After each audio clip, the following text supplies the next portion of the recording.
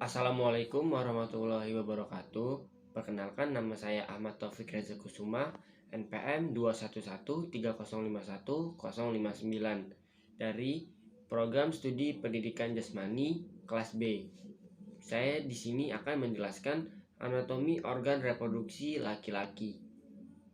Oke, jadi sebelum kita membahas organ reproduksi lebih dalam, kita harus mengetahui dulu bahwa di organ reproduksi laki-laki ini dibagi menjadi dua, yaitu terdapat organ eksternal atau bagian luar dan juga internal bagian dalam.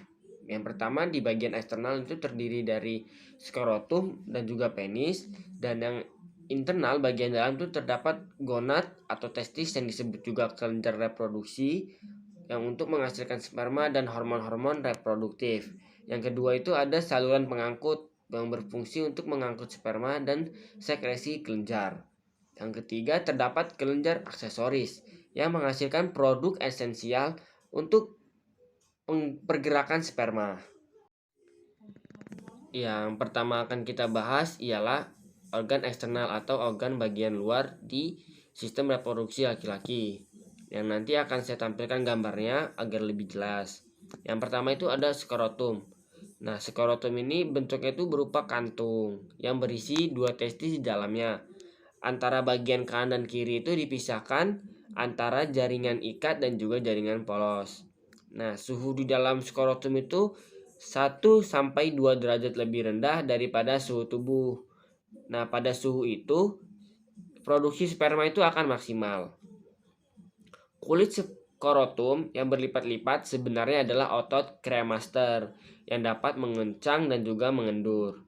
Fungsi utama skrotum itu adalah mengatur suhu testis supaya proses spermatogenesis tidak terganggu. Dengan cara apa? Dengan cara mengatur jarak testis dengan tubuh. Biasanya pada suhu yang panas skrotum akan mengendur, dan pada cuaca dingin skrotum akan mengkerut.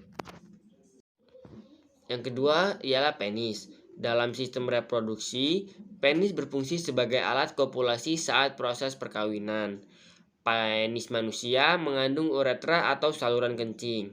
Nah, di penis ini terdapat 3 silinder jaringan elektril yang seperti spons. Pada gambar yang nanti akan saya tampilkan, itu adalah gambar 3 silinder dari jaringan elektril. Nah, pada gambar itu berwarna merah terdapat 2 korpus cavernosum dan 1 korpus spongiosum.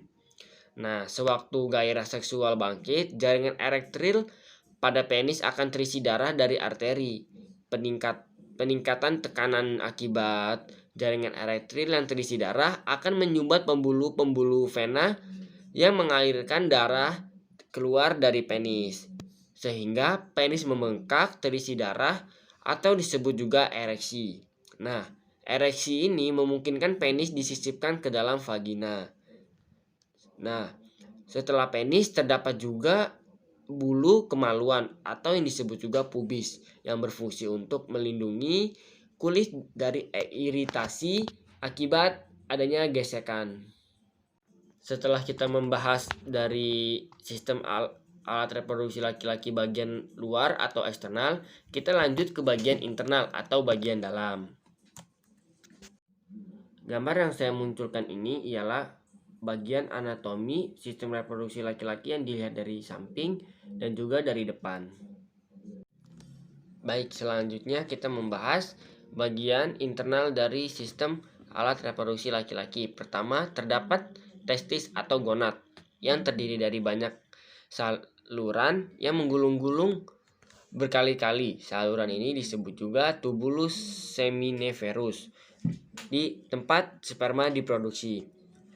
Selain itu, testis ini menghasilkan hormon testosteron dan hormon-hormon androgen dalam keadaan normal. Suhu testis berada dalam 2 derajat lebih rendah dibanding suhu tubuh. Pada keadaan ini, produksi sperma akan maksimal. Yang kedua, terdapat epididymis, saluran tubulus seminiferus. Sperma akan melewati epididymis berupa saluran yang menggulung.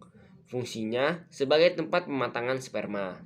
Yang ketiga itu terdapat vas deferens, saluran berotot yang berfungsi mendorong sperma saat ejakulasi. Yang keempat juga terdapat ductus ejakulasi. Dari vas deferens tadi, sperma akan disalurkan ke ductus ejakulasi yang merupakan saluran akhir bagi sistem reproduksi. Jadi, setelah kita membahas organ internal yang berkaitan dengan reproduksi sperma dan kelenjar penunjangnya, selanjutnya kita akan membahas bagian selanjutnya di alat reproduksi laki-laki, yaitu ada pertama kulup penis, yang disebut kulit yang menyeliputi ujung kemaluan laki-laki yang biasanya akan dibuang pada saat proses sunat atau hitanan. Yang kedua itu terdapat juga penis bagian kepala. Nah, yang ketiga terdapat ureta yang berfungsi sebagai saluran pembuangan urin dari kandung kemih pada sistem ereksi dan juga mengeluarkan sperma. Yang keempat ada saluran urin untuk mengalirkan urin dari uretra untuk keluar dari tubuh. Yang kelima ada kandung kemih untuk menampung urin yang diproduksi dari ginjal. Sedangkan untuk corpus cavernosum dan corpus spongiosum yang sama seperti tadi yang sudah dijelaskan di awal tadi. Sekian video penjelasan tentang anatomi sistem reproduksi laki-laki. Bila ada kekurangan atau kesalahan, saya mohon maaf. Saya ucapkan terima kasih. Wassalamualaikum warahmatullahi wabarakatuh.